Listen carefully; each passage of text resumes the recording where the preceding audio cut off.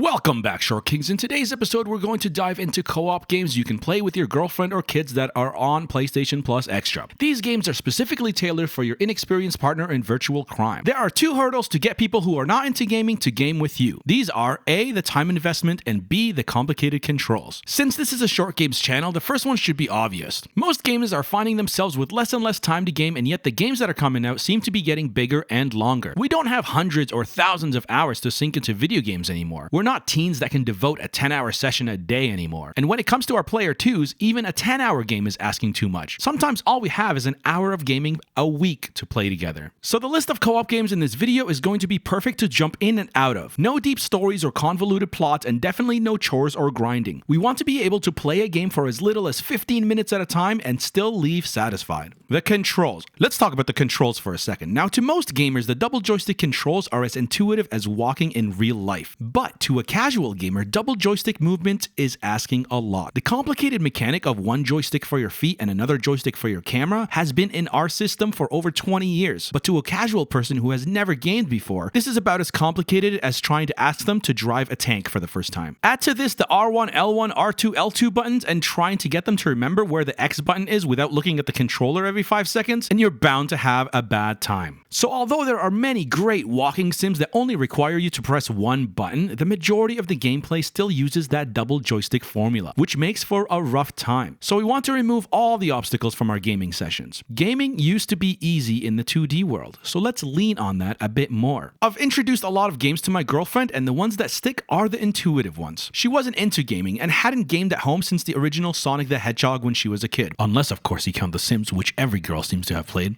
Sure, there was the mid-2000 party gaming era of Guitar Hero, Wii Sports, and Mario Kart, but those games were successful because they were intuitive. Now we're back to the joysticks, so we gotta start from the basics again. So when we introduce games to our player 2, we want games that are short, take 1 minute to learn, and offer the fun right away. Now, when you think of couch co-op, you might immediately think of It Takes Two. And this was a great and amazing game, don't get me wrong. And yet, it took us nearly 2 years to beat because it failed both criterias. It was a 3D environment that required dual sticks, and it wasn't the shortest game in the world. Our options used to be numerous back in the golden days of couch co-op, but now the wasteland is barren. You barely see split screen anymore. Seriously, when was the last time you played a game that supported split screen? So let's get into what games on the PlayStation Plus Extra service actually support co-op. Not online co-op, we need couch co-op or local co-op. Split screen if they have it, but that's pretty rare. Ideally, both characters on the same screen at the same time. Now, if you go into the game library, you can actually use the sorting tool, and within those options, there actually is a checkbox for local co-op games. If you enjoyed that little nugget of information, drop a like for the algo. And if you want to support a gaming channel that's not AI, subscribe to make human channels grow. So what I did is I downloaded a bunch of these and challenged my girlfriend to play for at least half an hour just to see which games would stick. The games that did the best are, as predicted, games where you needed to only press one button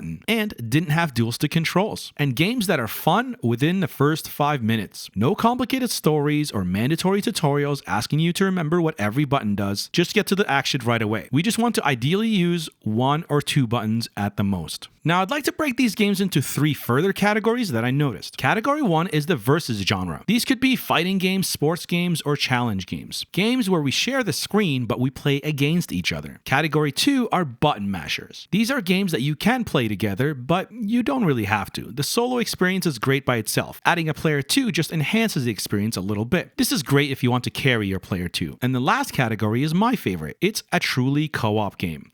A game where you have to work together, whether it's solving puzzles that require both players' movements or getting the timing right perfectly in sync in a highly stressful environment. This category requires the most communication. It's the hardest out of the 3, but the most satisfying to conquer. You truly feel like a team, and it brings you closer together as you navigate each other's strengths and weaknesses and form a solid team. The games in this genre were my girlfriend's favorite games, so let's start with those. We're gonna start with the hardest game on the list and oftentimes the most frustrating. It'll give you some dirty plates too if you want to have them. Something's ready and you're not touching it. Oh, I died. What are you? Oh no! What's ready? Okay, just ignore this problem. It'll go away. Okay. Get going. Oh no! Overcooked. Overcooked is my girlfriend's favorite game, which was a surprise to me. I really thought she hated it. It makes you nervous, it makes you sweaty, there's a lot of yelling and blame being thrown around when things go wrong, but when things go right, you are gelling. You feel so proud of yourself and each other and your communication skills. The buttons themselves are not too demanding. It's mainly just one button that picks up, cooks, cuts, drops, and only one joystick. There is another button that throws and another one that does a quick dodge to boost your speed a little bit, but honestly, we got the platinum on Overcooked 2 and I don't think she used the dodge button once. The game isn't for the weak of heart and requires expert communication and movement. If you miss one item or screw up for 2 seconds, your whole 3-minute run will have to be repeated. You learn a lot from repetition and studying the patterns and doing it over and over again and just getting better with experience. Of course, you don't need to get 3 stars on every level like we did if you're not chasing the platinum, so just try the first few levels and see if this catches on with your player too. But don't blame me if you and your girlfriend get into a fight after playing this. They do call it the divorce simulator. If your communication skills are not strong or if you have a power or ego trip between the two of you, the food, the customers, your score, and your mood will suffer. But just be hopeful that when you do get it right, it feels so good. It's free couple therapy. Although we played Overcooked 2 and got the platinum, it was removed from PS Extra a few months ago. But the good news is that when Overcooked 2 left, Overcooked All You Can Eat replaced it. What's that? Well, Overcooked All You Can Eat is not only an improved version of Overcooked 2 with better loading times, but it also includes Overcooked 1 and a bunch of extra content as well. So if you get into this game, there's a lot of content that will keep you busy the whole year. Overcooked 2, girlfriend verdict, favorite game of all time to play with her boyfriend.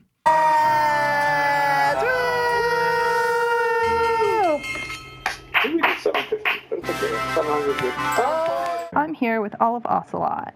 Oh, I died. Death Squared. Her new favorite game. I knew she would love this one. It is a puzzler and it is called Death Squared. Every weekend she asks, are we going to play Death Squared? Now, I originally played this last year and it was an interesting puzzler as it required you to move 2 blocks at the same time. One with the right stick and one with the left stick. A red one and a blue one. But playing this 1 block at a time and with 2 players instead of 1 changes the dynamics entirely. It makes it more efficient, yet twice as hard because now you can't control what the other person does. So you both have to communicate really well, form your plan, and see what happens. The game gets crazier than when I first played it because it has a party mode that I didn't see the first time. What's a party mode? Well, remember how I said in solo mode you had to control both boxes with each stick? Well, party mode introduces 4 blocks, so both players have to use both sticks to move 4 boxes at a time. Alternatively, you can connect 4 controllers and have 4 players playing this at the same time. A little neat feature here is your DualSense light bar on your controller, which will change colors according to what box you are controlling. Many deaths in this game occur because you moved the blue one when you thought you were controlling the red one. So the controller light bar's color helps quite a bit in navigating this confusing conundrum. Just like Overcooked, this game demands good communication. But unlike Overcooked, that puts a fire under your butt with a timer and an angry, impatient customer, in Death Squared, you can take all the time in the world, come up with your strategy, and execute it until you get it right. Girlfriend verdict, her new favorite game. Teamwork like Overcooked, but without being pressured by time limits.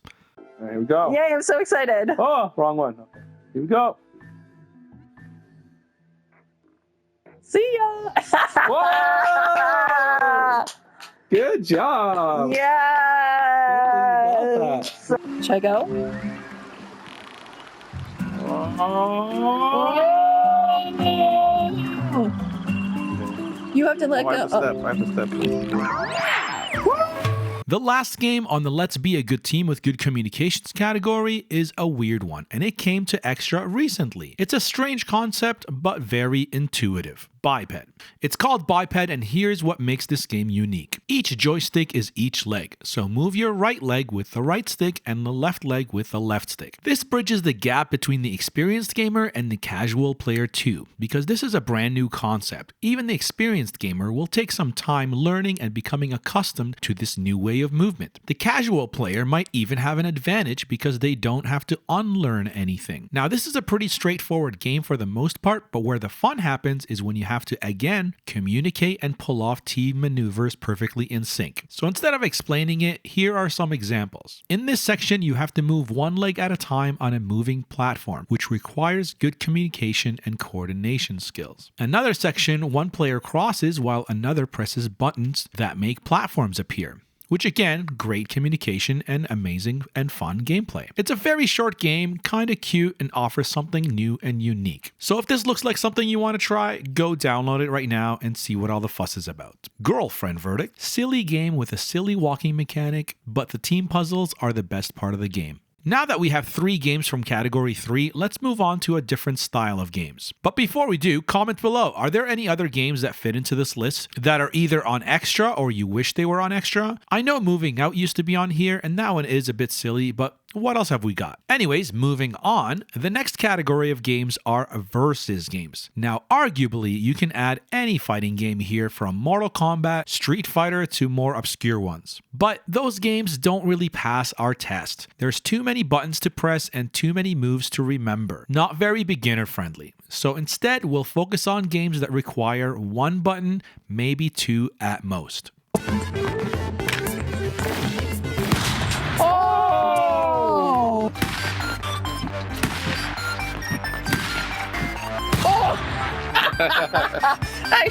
The shot was so powerful I fell backwards. Oh!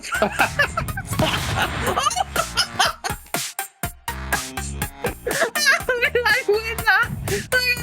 Stick Fight, the game. Okay, let's start off with a weird one that my girlfriend really enjoyed. This one is super simple. You just button mash the same button and pick up various weapons and just go crazy on each other. This game doesn't even have a solo version. It's 2 players or bust. It looks simple, and it is, but there's no denying that this is a fun game. It's action-packed, and the best part about it is how the levels transition. As soon as you die, you immediately get transported into the next level with 0 pauses on the action. Just fight, fight, fight, and lots of stickman cartoon violence. It's super addictive and a blast to play. You can play it for as long or as short as you'd like. Matches can go anywhere from a minute to just 5 seconds. It's that fast-paced. So I feel like this is a prime game to add to your collection if you ever wanted a quick gaming session against a potential player too. You get to the action right away and it is the easiest game to learn. Girlfriend Verdict, super fun and easy to learn. And I kicked my boyfriend's butt. Oh, it's gone. Get it. Oh my god. Oh, I'm so alive. Oh, how do I let go of this one and get the... Oh, yeah.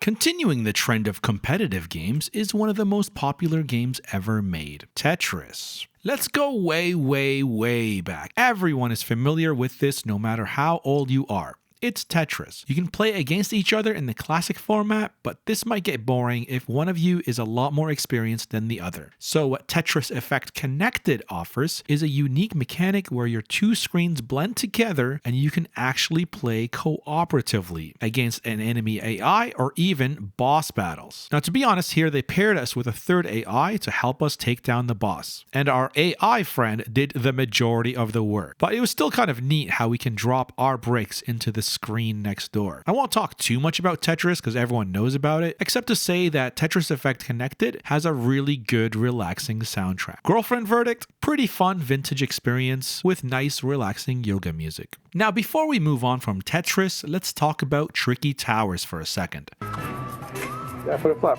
over here. Yeah. Oh, yeah. No!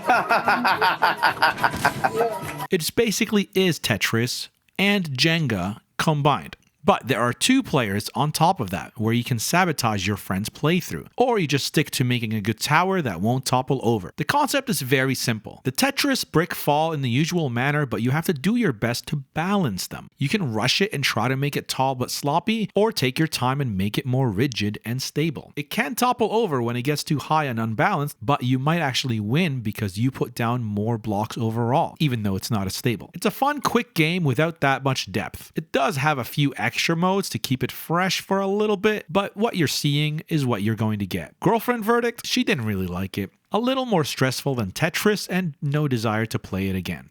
Here's another good segue. If you don't take your time building up your tower will fall. Oh! The shield. Oh, that was a pro gamer move right there. Let's watch that replay. Oh. That's right, the next game is TOWERFALL. So when you think of old school, you think of Tetris. But you know what else is old school? Mario Bros. You mean Super Mario Bros? No.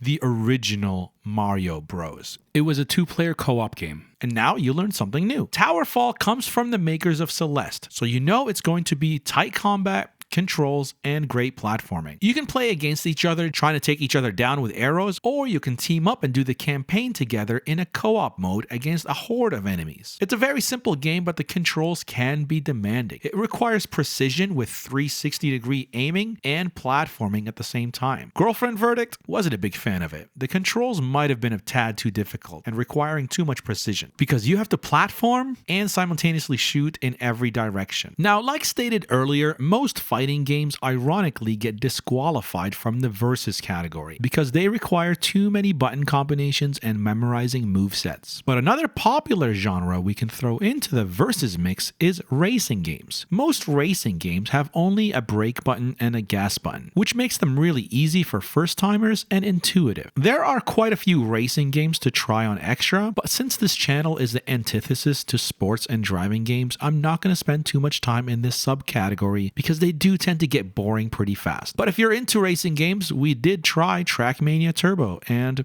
it was alright. Mario Kart is the exception to the rule for some reason. Every girlfriend and every kid is great at Mario Kart, even if they're bad at video games. I don't know what makes it so intuitive versus other similar games, but it is the easiest game to get into. Mario Kart is not available on PS Plus Extra. Let's get into the last category, button mashers. Last on the list are games that are co-op, but it's optional. These are quick games that you can get into right away, but also are super easy to learn. A lot of the games in this category are reminiscent of yesteryear's arcade games. Classics. These are games that are great one-player games, but add an extra layer when adding an extra player. So let's go back to those classic arcades and get your quarters ready. Teenage Mutant Ninja Turtles Shredder's Revenge. This game is a great beat 'em up, reminiscent of yesterday's arcade titles like we said. Just walk through the streets, button mash, and you'll have a great time. The levels are pretty short, only about 8 minutes each, some even shorter, and there's enough enemy variety to keep you entertained for its entire 3-hour runtime. This is a game you can play with anybody, whether the controller is hooked up or not. You can do all the fighting and save your friend when they need it. If they go down, you can pick them up. The craziest part about this game is you can have couch co-op and online co-op at the same time. That's right, up to 6 players on the screen at the same time. So you can play this with a huge party, invite all your brothers and sisters, get the whole fam on there. Even if they haven't played games since the 90s, they'll love this. They'll get into it so fast. You can choose just to play this in short bursts, but if you really want, you can level up your characters and get extra movesets. This game will take you back for sure. It has the original song, the original voices, and you're gonna love every second of it if you're a Ninja Turtles fan. Girlfriend recommended this game because it's great to be a Ninja Turtle, obviously. RESOGUN. Now, we just did beat 'em up, but what about shoot 'em up? This is also similar to arcade classics, but instead of the streets, we are in space shooting aliens. The people who made this also made Returnal, so expect bullet hell and particle physics. It's a great single-player cylindrical shooter game, but as a co-op experience, it offers some extra value. Super easy to get into and understand what you have to do. Just shoot at everything that's coming towards you. The bosses in this game are pretty epic and might be a bit of a challenge, but I believe you can do it. Teamwork makes the dream work. Girlfriend verdict was fun shooting aliens in a spaceship, would definitely play again. I'm actually surprised she liked this one because this can be pretty hard. Now this next game, I'm not sure whether to put it in the button mash category or if it actually belonged in a puzzler category. It is just very silly category. Let's just throw it here because it doesn't really matter what you do. One player can stick to doing all the objectives and the other player can just dink around and honk all over the place and it doesn't really matter. So I'm going to leave it in this button mash category, even though it's not a button masher. That's That's right, it's Untitled Goose Game. If you haven't heard about this game, I don't know what to tell you. It's as fun as it looks. This is another game where you can beat the entire game with one player on a solo campaign, but it's way more fun when you do a co-op playthrough. You get to be a goose and you're a jerk. What's better than that? Two geese being jerks to humans. This was a blast to play and brought quite a few laughs. Super easy controls, and it's just fun being a silly goose. It's a great time to double team on the humans to really confuse and annoy them. If you haven't played this one yet, jump into it ASAP because it's as silly and fun as it looks. The co-op is a little bit more fun because, for example, in this one part you have to get the gardener wet and you'd have to do a bunch of things and time them perfectly. But in a two-player run, you can just coordinate things instead of waiting for the NPC to go through his motions and time it perfectly to his action. Instead, in two players, you can take advantage of the reactions to player two. So player two does something, the gardener reacts to it, and then player one can take advantage. So it's a much more engaging experience when using two geese instead of one. Girlfriend verdict, loved being a silly goose. Now here's some bonus games. I did force my girlfriend to play some shooting games, but none of them really caught on. These ones aren't as strong, but if you're looking for variety, might as well give them a try. Fury Unleashed. This one is like a Contra type game where you're inside of a comic book. You get bigger weapons and shoot bigger enemies as you navigate through the map, which again is a comic book. It's a fun shooter, a little bit snappy, but the graphics kind of look like a mobile game. But again, with the shooting and the aiming, my girlfriend just wasn't into it. The next game is Alienation. Again, another shooting game, 3D isometric, this time a little bit of a different style. Now this one is co-op, local, or online. So you can play this online and you'll be paired up with a random person. But the controls, again, might be too demanding for an extreme beginner because you do have to move in a 3D environment and also shoot 360 degrees around you. I hate it. I hate the graphics. Terrible game. Die again. I hate this game. My girlfriend was not a fan of the shooting games, but if your player 2 is down with the running and shooting, then out of all of these, I'd have to recommend Enter the Gungeon. Enter the Gungeon is a roguelite. It's bullet hell. It'll keep you busy for hours and hours. If your player 2 doesn't mind shooting games, then this one is worth your time, and you will spend a lot of time in this one. There's not much to say, just take a look at it, give it a try. Now, another game that was interesting that kind of fits into this category where it's like mainly a one-player kind of experience, but this one had the option of adding a second player, is Cult of the Lamb. Speaking of roguelikes, this was a great single-player experience, and it has a little bit of, I don't know, farming, I guess you would call it. Like, you got to take care of your tribe a little bit, or your cult, and then you go into the dungeons and actually fight. So bringing a player 2 might help your single-player playthrough, but I wouldn't recommend your player 2 to actually join you in this entire game, because it can get really long. It's a roguelike after all. So while we're on the topic of single-player games that have co-op options that might take a little bit too much time, if you're playing with your kids who are just getting into games, I would recommend anything from the LEGO series. If you've played any of these, you know what to expect. These are great games to play solo, yet are enhanced when a second player joins. Pick whatever franchise your kids are interested in, and just hop into the LEGO games. There are just so many to choose from, and PlayStation Plus loves giving us LEGO games. And they don't seem to be leaving. Now, as much as I want to recommend more games from this category, they do tend to get a bit long, like I said. But since we're here, let's just do it. Let's just throw some more honorable mentions. Children of Morta, Portal Knights, Trine 4, Cat Quest 2, and Sackboy. Sackboy had great co-op levels, but the entire game is a solo game. Maybe I'll make a separate episode about those, but I'm trying to stay away from games that require a time commitment per playthrough in this episode. I didn't want to include many games that required us to pick up from where we left off last time. Like I said, It Takes Two was an amazing game, but taking months-long breaks between sessions had us experience the long story in a disjointed fashion. We definitely got our money's worth because we bought that game full price, so we got many game time hours out of that original price. But this video is all about games you can pick up and play and can ignore what happened last time. But for the few of you out there who like beating a long campaign together, I'll throw in a bonus one.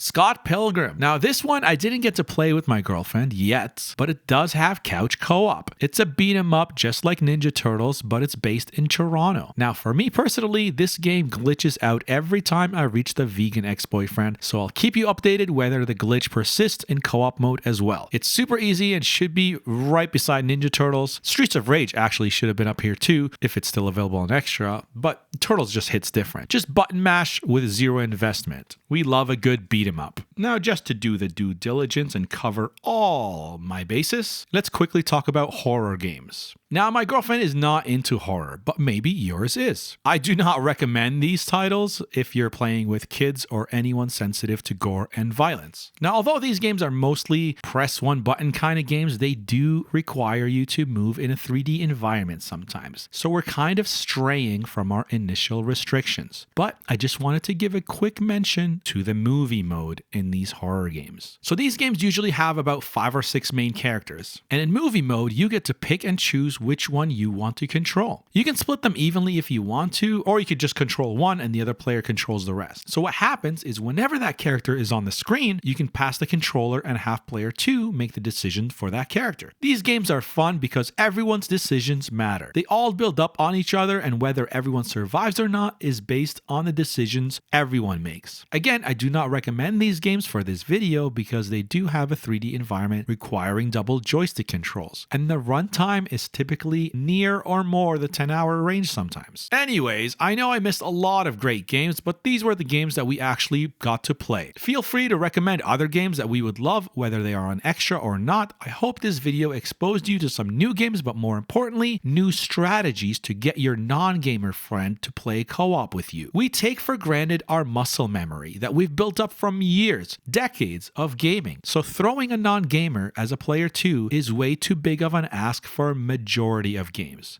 If you were wondering what co-op game was my favorite personally, I'd have to give it to the very first game I showed in this video, Heavenly Bodies. It was a monthly game a few years ago, and I don't think it's on Extra anymore. I played this game with a few different friend groups, and every single time we laughed until we cried. It's not supposed to be a funny game, but the janky, unpredictable controls made 20 years of gaming knowledge useless. I think that's why it was so hilarious. We were not in control anymore. For the first time, we felt like a player too. And that alone made the game so much more fun than it probably actually is. It's rare for gamers to be thrown into a game and have that feeling of, what am I supposed to do? What does this button do? So I think that game is very appropriate for this video, because if you learned anything today, it's how to make your non-gamer friend more comfortable with gaming. I hope these limitations and categories I set up help you find your player too, because I'm happy I found mine. So good luck out there, and until next time,